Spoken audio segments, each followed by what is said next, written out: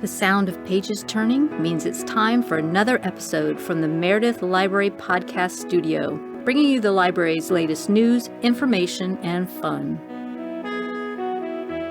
Good afternoon, everyone, and welcome to the Meredith Public Library Podcast. This is episode number 6 of the Check It Out series. And longtime listeners may know that we have been away for a month and a half.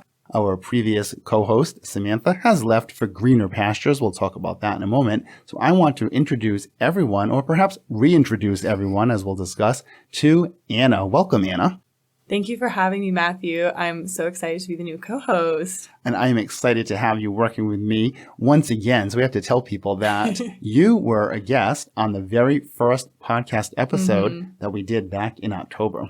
Yeah, it was quite a disaster, but just because we were trying to get all of the bearings together. But yeah, it was a mess. I'm so impressed by how much more seamless the whole setup is since the first time that we did it. Yeah, definitely. And the sound quality came out so much better now. We have that echo in that first one. That my laugh was so deafening in the first podcast. Oh, that's so funny. All right. So, and we have joked on the podcast before that if Samantha ever left, I was going to erase that first episode. I think it should be called an unaired pilot. Yes, I agree. And I'm giving my consent. All right. So I think that if the listeners want to hear it, they better hurry up because I think that first episode is going to be gone very soon.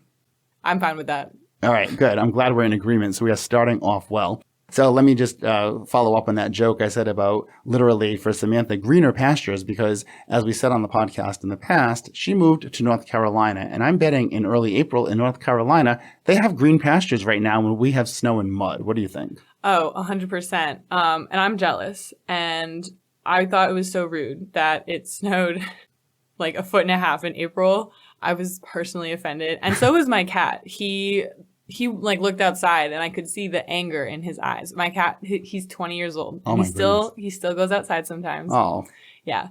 But he's angry too. He's ready for spring as much as I am. I believe that. He's had 20 winters of going through this crazy stuff. Yeah. And also he saw some deer yesterday, he lost his mind. I think that he could not comprehend what he witnessed. The size of that animal. Bigger than a dog, he thought, right? I think he thought he was the toughest, roughest animal in the land, and he was sadly mistaken. Oh, that's funny. I don't know, are we neighbors? Because I saw 5 deer in my yard yesterday when I looked out the window. I bet they're just out. I bet they're just ready to prance around. It's mating season, right? We have a little brook or a little water, and I saw them hopping over it.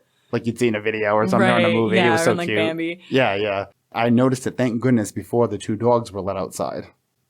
Because that would not have been good. No.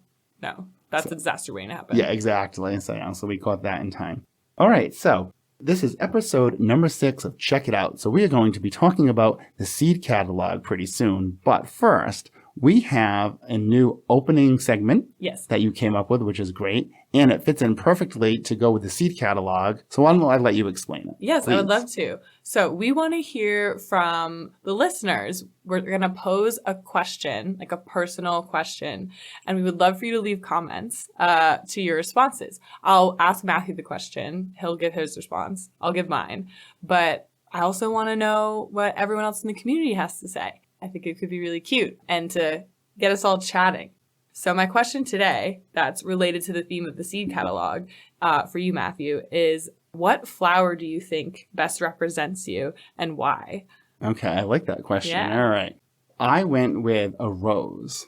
So just let me tell you and the listeners, they know that Samantha used to bring up my writing, that I'm a writer. Yeah. And I used to say, well, I don't bring it up. I'm not, shilling for my books or anything. But since you didn't know that, I had to tell you. So now you'll know to do that, right? Okay, so I had to bring yeah. Okay. This is actually a quote that I wrote for the opening of one of my books. A relationship is like a rose. Clutch it, and you will know only its piercing thorn. But nurture it gently, and it will grow beyond your greatest expectations.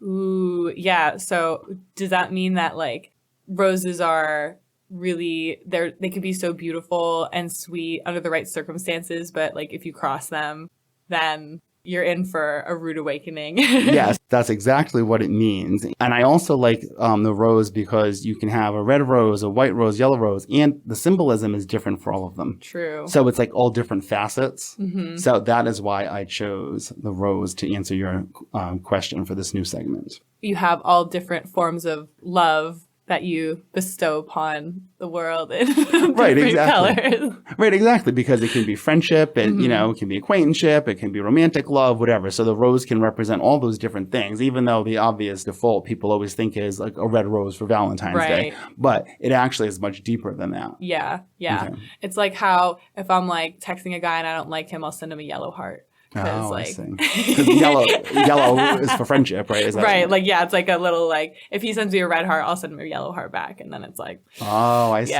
This is the modern world here. We're exposing all the modern world technology secrets. And what is your answer to your question? So I identify as a foxglove. Oh, I've never heard that. So they are these really big, tall, and they're native to New England. And they look like these big bells. They're these really tall, like bell-shaped, usually pink or purple flowers. And first of all, I love one of the legends that comes along with this flower. Share it. It's a Norse legend that foxes would slip the little bells onto their paws, and it would like make it so that the hunters and the hounds like couldn't hear them as they like snuck through the forest. And I identify with that because I have a very light tread and I actually scare people when I approach them in a room. It's happened multiple times here at work. Like I'll scare like Joyce or something because like I'll walk to the office and she won't know I'm there. And then I have to be like, hello. And she'll be like, ah! Like, oh, that's funny. So I identify with the light tread, but also foxgloves are extremely poisonous. Oh, I like how you saved that for after all this nice cute story about the little foxes and everyone's picturing the woodland creatures and then suddenly, and they're really extremely poisonous. Yeah. Just so you know. So fun. Yeah. If you see a foxglove out in your fields, do not touch it. The gardeners know.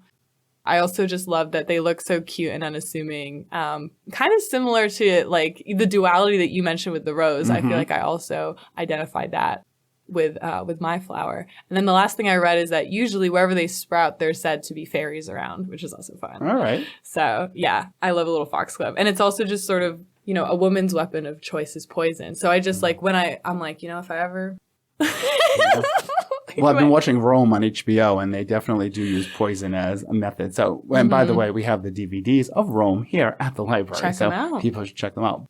So I was wondering when you were saying that, too, I wonder if that was like maybe in older novels, if that was a poison that was used, or they would make a poison out of flour. A lot of flowers are cool like that. Like, they're really beautiful, but also, like, if you mess with them the wrong way. We're going to make people afraid to come to the circulation desk now.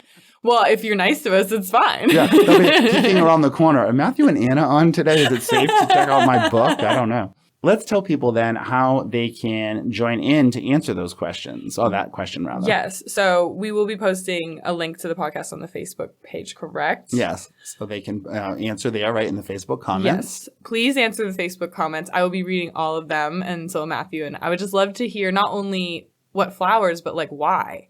And it's a cool way for everyone to just tell a little something about themselves. It's fun. Yes, exactly. So. And if they are listening to the show on different methods, like directly on Spotify, I'm not sure if there are comments there. I feel like there must be, but I don't want to swear to that. But even so, you can also just anytime go to the Meredith Public Library Facebook page, and you can find that and write to us and comment on whatever different things that we post there as well. Yes. So with the next upcoming podcast that we're doing, there will always be a question that you can answer. And I'm going to look forward to the challenge. Yeah, whatever you come up with every time. Awesome. All right, let's see. What should we talk about next? How about if we go on to the seed catalog? Yes. That's a big thing going on. Today, as we're recording this, is Tuesday, April 9th. Okay, thank you. And so tomorrow, then, is the launch of the seed catalog. And we have an event. I think it's at 6 o'clock or 6:30. Definitely on the website, on the calendar. But even if that has already taken place, by all means, the seed catalog is an ongoing thing. It's not just a one-time event where people are coming to it. So we want to encourage people that whenever you're listening to this, as the spring or summer goes on, as long as we have seeds available, there are going to be seeds that you can take. So if I wanted to come to the Meredith Public Library and get some tulips, like, what would I do? Do I come to the front desk? Like, what do I say? You would just ask where the seed catalog is. And if you're at the front desk, you'd actually be able to see it from that point. Yeah. Because we have them right in the area of the front door. People know the historic rooms there with the fireplaces on the sides. It's kind of right in the lobby in the middle there.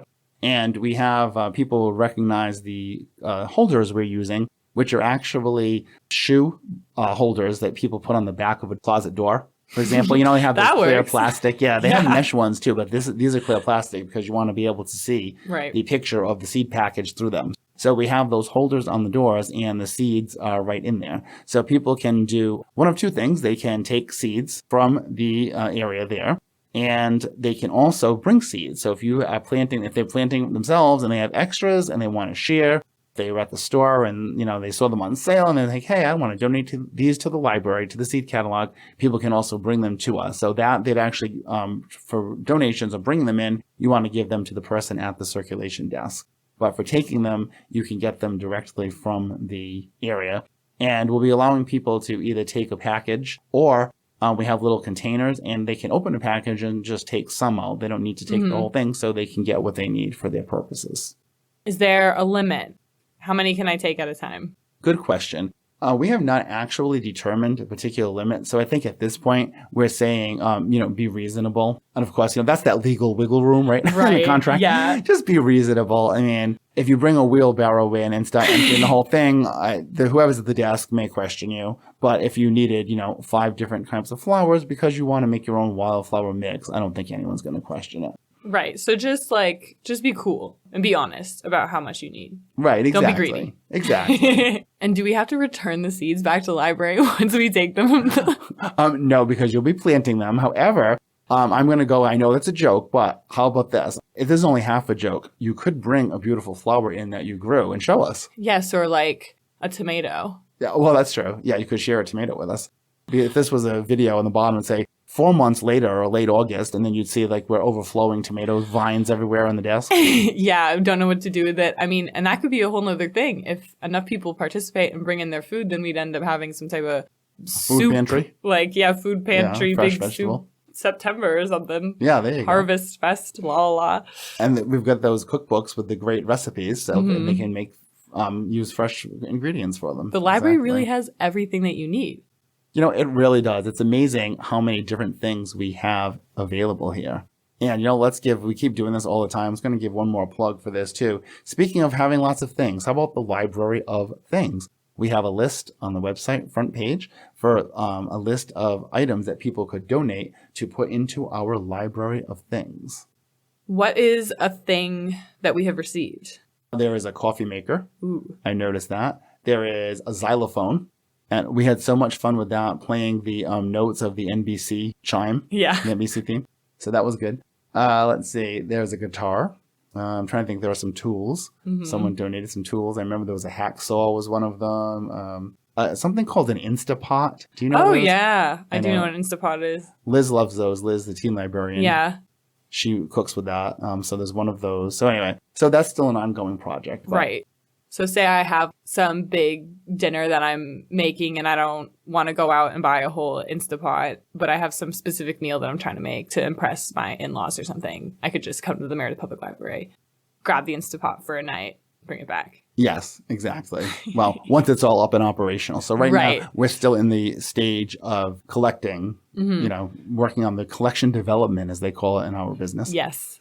I think that your large array of items demonstrates that we will take many things as long as it's something that doesn't perish upon 1 or 2 uses. Before we forget too, getting back to the seed catalog itself, also in that area, we have put several gardening books on display, and there are still several books upstairs available in the nonfiction section. So we have quite a collection of gardening books here. And I noticed when I put them out the other day, the next day, one of the books was already gone. We hadn't even made any of the rest of the display. So they're popular. We do. Our gardening collection is quite large. I have noticed. I feel like I'm always shelving over there. Mm-hmm. That and the cookbooks. Too. Yes. But that's like the next phase of gardening. You grow your food and then you come back and check out a cookbook. Right, exactly. So we've got it covered here. Yeah. We're good. All right.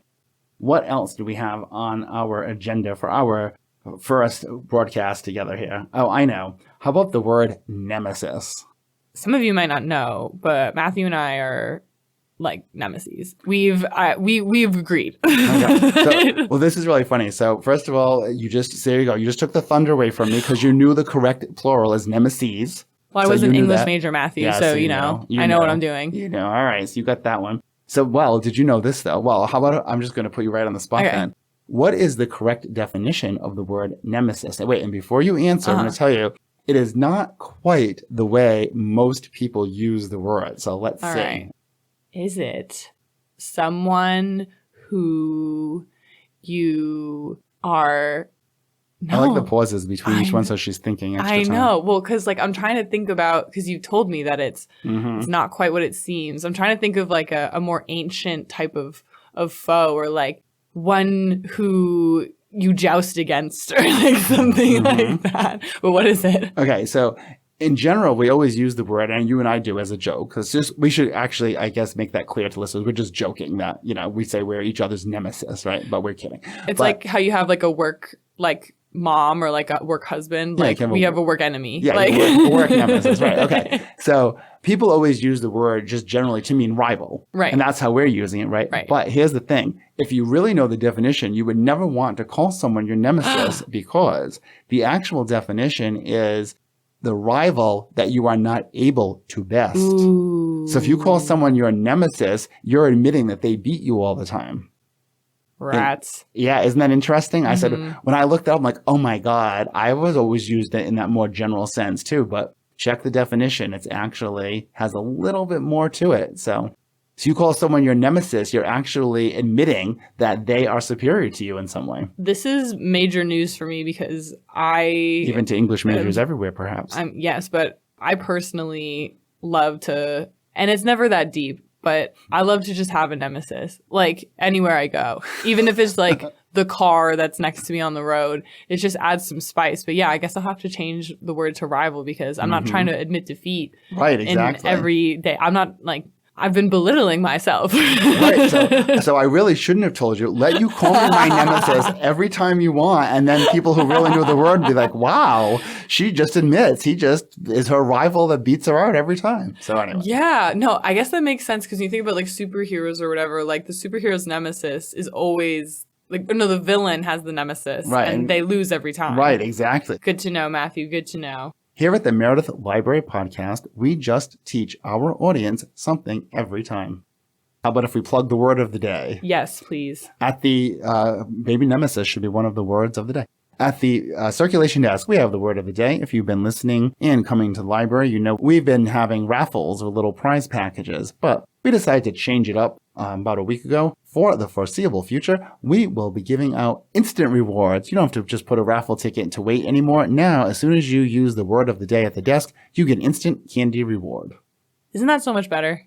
I think so, because yes. it'd be fun. Although I love instant gratification. Yeah, exactly. That's exactly what it is. Instant gratification from the word of the day. So what's the word of the day today? This is a good one. The word of the day is travesty. Ugh, the drama. Exactly.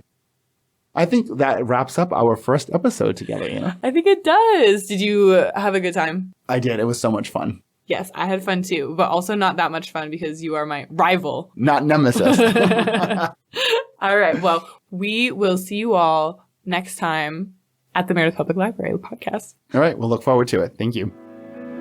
Podcast music titled Daytime TV Theme by Kevin MacLeod of Incompetech.com. Licensed under Creative Commons by Attribution 4.0. Podcast copyright 2024. Meredith Library Podcast Studio.